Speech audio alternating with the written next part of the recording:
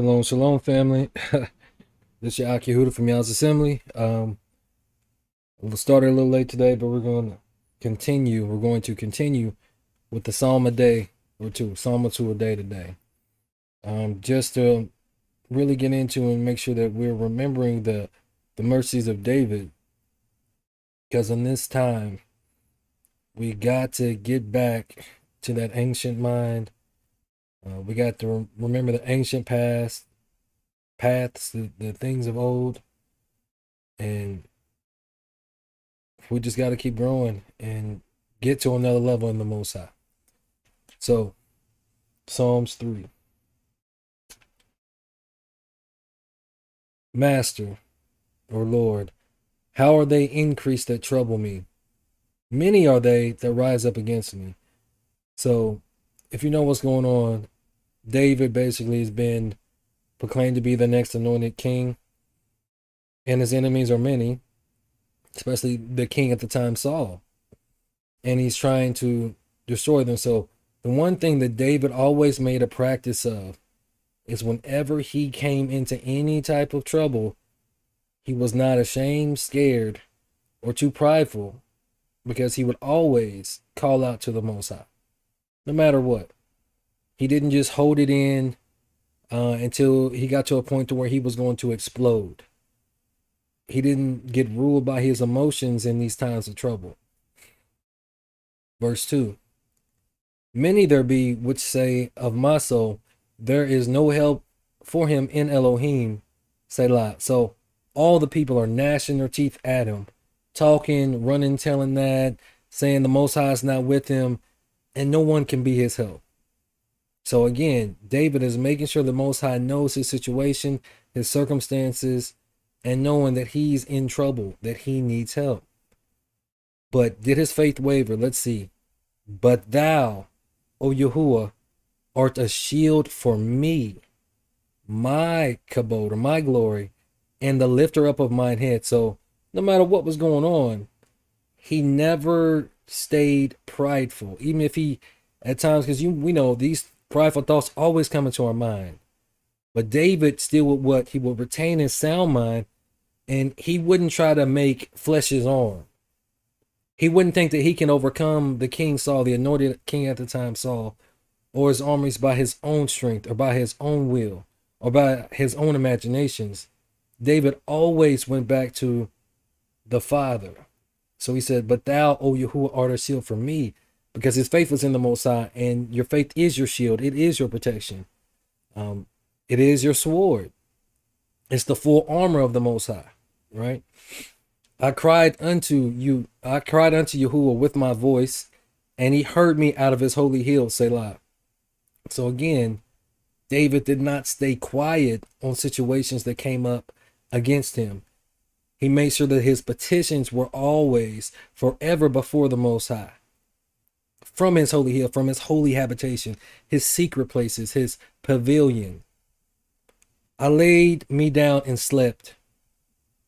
I awaked, for Yahuwah sustained me. So he was able to sleep in peace and wake up, and nobody took his life. Although the weapons were formed against him, they did not prosper. I will not be afraid of 10,000s of people that have set themselves against me round about. So it don't matter the number of people, because one of you will chase 1,000 and two will chase 10,000. It's not about the quantity of the weapons. It's about the quality of the protection. And there's no higher quality than the Most High, Elohim, through his Son. And David, his faith or his focus was always on the Most High, because the Most High is the lifter up of my head. You know, the Most High was the one that planted him by the rivers of living water. The Most High was the one that took him through the furnace of iron, or the furnace of affliction. And then he went, because the furnace of affliction, it does what? It tries you, right? It hardens you. But the water does what? It refines you.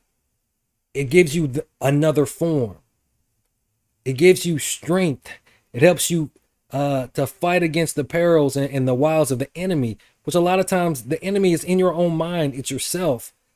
But David made sure that he would die to himself and humble himself to pray and to seek the Most High for his protection and for his glory. Arise, O Yahuwah. Save me, O my Elohim. For thou hast smitten all mine enemies upon the cheekbone. Thou hast broken the teeth of the ungodly. So when I was reading this earlier, he's trying to invoke the Most High, to provoke the Most High to remember his covenant and to remember that David is the Mashiach, or the anointed of his day, of his time. And he's speaking things that are not as though they were. He said that for thou hast smitten all my enemies upon the cheekbone.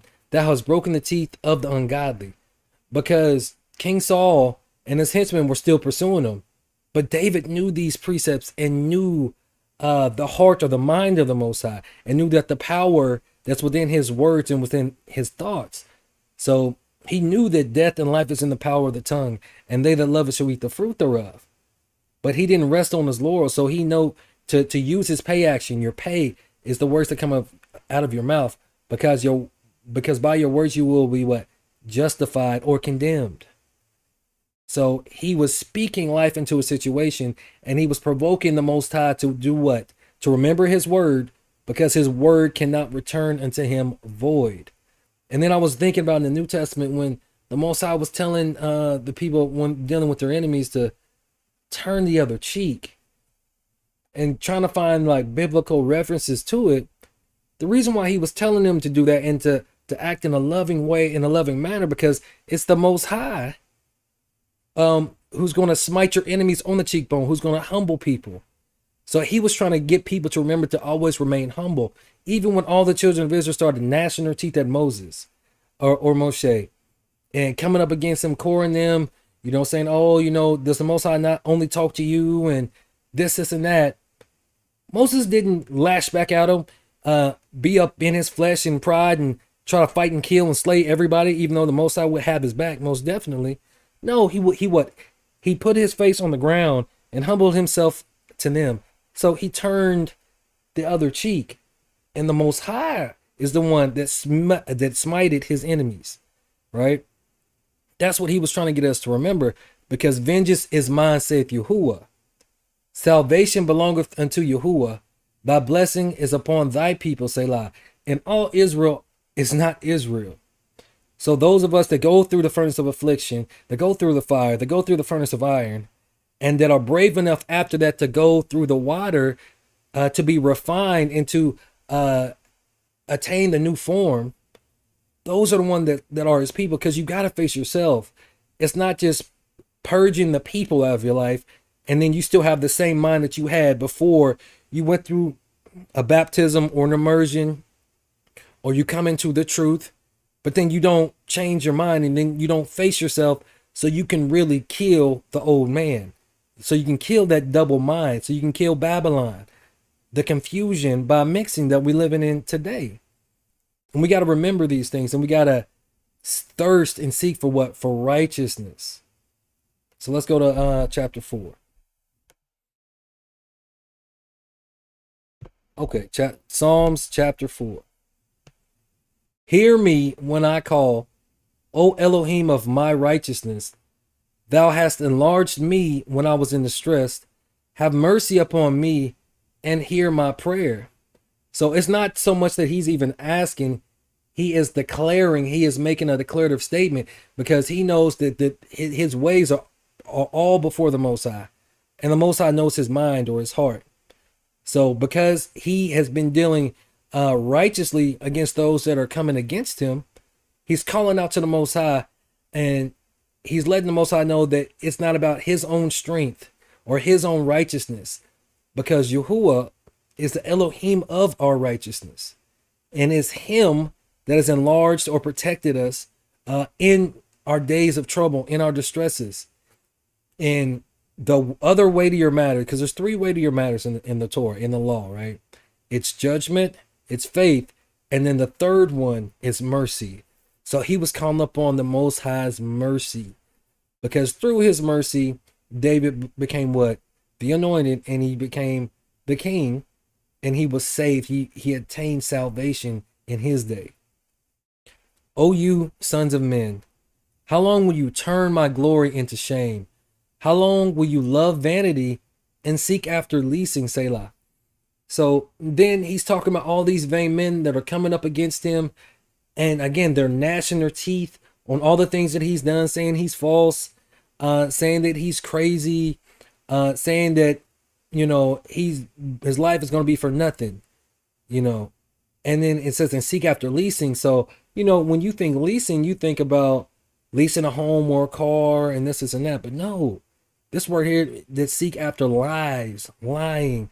That's why he's talking about vanity, because people, even in today, because there's nothing new under the sun, they focus on vanity and love to speak about what's going on in the grapevine, even though there's no truth in it. People just want to gossip, and a lot of men gossip more than women nowadays. Verse 3, but know that Yahuwah have set apart him that is godly for himself.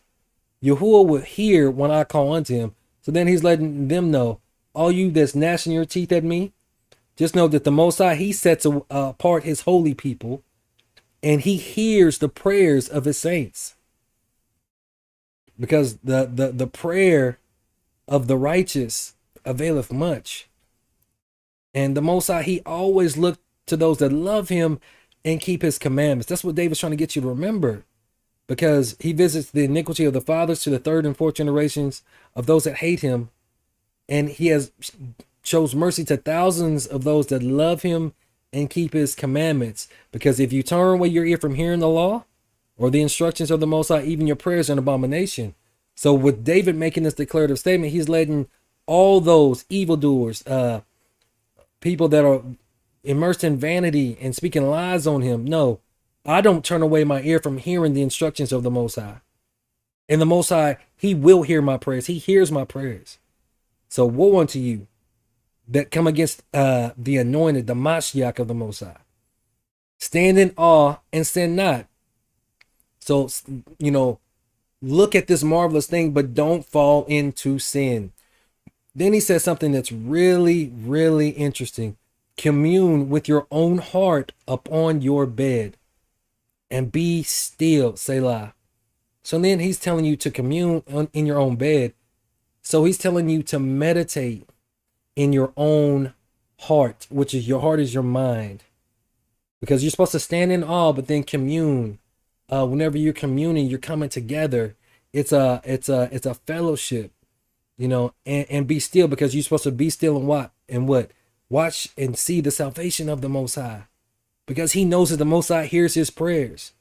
So even though you're standing in awe of everything the Most High has done and is going to do for you, don't fall back into sin, because that puts you under the law of sin and death. Then he says to offer the sacrifices of righteousness and put your trust in Yahuwah, put your emunah or your faith in the Most High.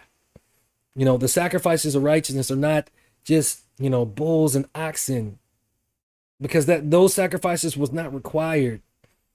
He wanted you to have a repentant heart and a mind focused all the time on the Most High. He wanted us to give the sacrifices of righteousness, our free will offerings to the Most High. He wants relationship. He wants you to be obedient, because obedience is better than sacrifice. There be many that say, who will show us any good? Yahuwah, lift thou up the light of thy countenance upon us. Because there's people that don't even believe that there's a creator. There's people that don't even believe that anybody or anything can deliver them from their circumstances, from the generational curses, from their own ignorance. So they ask these vain questions. But the Most High can change anything if you have faith enough to believe it. Thou hast put gladness in my heart, more than in the time that their corn and their wine increase. So all those people that come up against me, even though I'm in my times of distress and troubles, because Yahuwah is good and his mercy endures forever, my heart is glad. I'm full. I'm happy, because I know that my end is going to be better than the things that I'm going through now. And the goodness and the mercies, the tender mercies of the Most High are better than these things like corn and wine, when people are increasing their wealth. It's better than that, because we're supposed to value the Most High's law, statutes, and commandments, his nature, his mercy, his love, more than silver, more than thousands of gold. That was David's heart or mind. That was his pleasure. That was his treasure. That was his life, and he realized it, because David even talks about in Psalms 119 that his life was in his hands. So your life is in your hands, but that's why the Most High wants us to delight in his word. He wants us to read his word. He wants us to meditate in his scriptures day and night. He wants us to pray without ceasing. He wants us to love our neighbors as ourselves.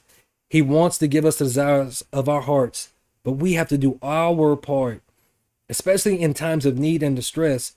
We got to realize all this stress and everything comes to you has to get the okay from the Most High. It has to. The devil or the enemy or Satan, or however you want to frame it, can do nothing to you without the Most High allowing this trial or situation to happen to you.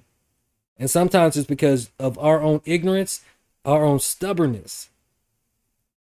I will both lay me down in peace and sleep. So no matter all this stuff is going on, my heart or my mind is glad, it's happy, it's merry. And, I'm going to lay me down in peace and I'm going to sleep. I'm not going to stress out about it. I'm not going to let these things take hold on me and grip me to the point of death, like Nabal, once he found out that who David actually was and that what David was actually going to try to do. That fear and that unrepentant stone type of a heart killed him.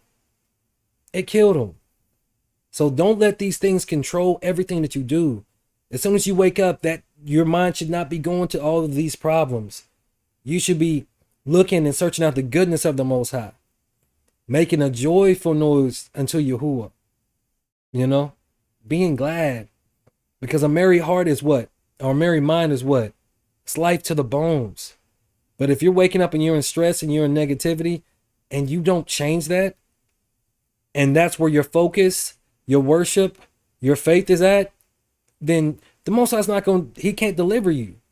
Because even Yahushua, he couldn't heal everybody because they didn't have the adequate amount of faith. And everyone is given a measure of faith. And then he says, only makest me dwell in safety. For thou, Yahuwah, only makest me dwell in safety. Because it's because of him, because he's the one that puts us in these places of safety. He's the one that protects us against the darts and the weapons that are formed against us. It's him. Our faith has got to be in him, and not how smart we think we are, how much education we think we have, how strong we think we are, and how many people that we think have our back or that claim to have our back. It's not in that. Remember, we're not to make flesh our arm. We have to believe in the unseen until it becomes seen, until he makes himself known to us. We have to discern between the voices in our head. We have to discern the voice of the Most High. So again, this is the Psalm or two a day. This is your Ak Yehuda from God's Assembly. I want to say all praises, honor, and glory to the Most High, Yahuwah, through his son, Yahushua HaMashiach. Shalom and peace to the 12 tribes scattered abroad, and to the strangers that cleave to the covenant. Shalom.